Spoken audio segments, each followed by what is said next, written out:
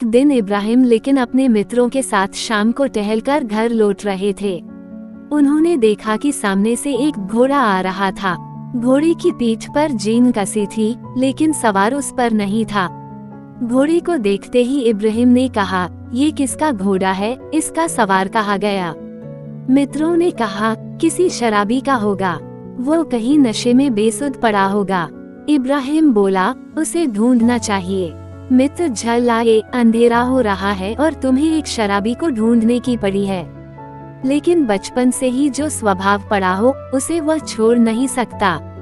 इब्राहिम बहुत छोटेपन से अत्यंत दयालु था।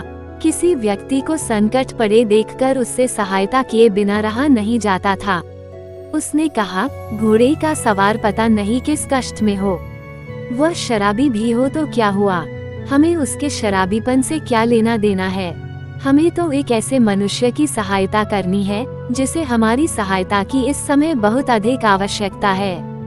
मैं तो उसे ढूंढने जाता हूँ। मनुष्य को मनुष्य की सहायता करनी ही चाहिए। मित्र बिगड़कर बोले, तुम अकेले ही बड़े मनुष्य हो, हम लोग जैसे सब मनुष्य नहीं, पशु है। तुम अपनी मनुष्यता अपने पास रखो। उदाहरण, मित्र अपने अपने घर चले गए, किंतु इब्राहिम लिंकन अकेला ही घोड़े के सवार को ढूंढने चला गया।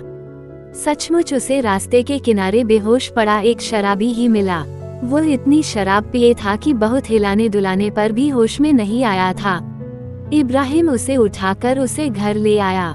किसी गरीब मजदूर का 15 बरस का लड़का एक गंदे दुर्गंधित शराबी को लाद आए तो घर के लोग उस पर बिगड़ेंगे नहीं, लेकिन इब्राहिम के लिए यह नई बात नहीं थी।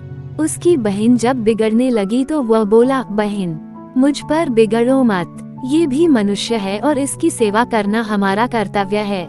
इब्राहिम ने उस शराबी को नहलाया, उसके कपड़े बदले, होश में आने पर उसे भोजन दिया। सवेरा होने पर वह शराबी वहां से अपने घर गया। यही इब्राहिम लिंकन अपने सद्गुणों के कारण आगे जाकर संयुक्त राज्य अमेरिका का राष्ट्रपति हुआ। अब भी वहां के लोग पिता लिंकन कहकर उसका नाम बड़ी श्रद्धा से लेते हैं।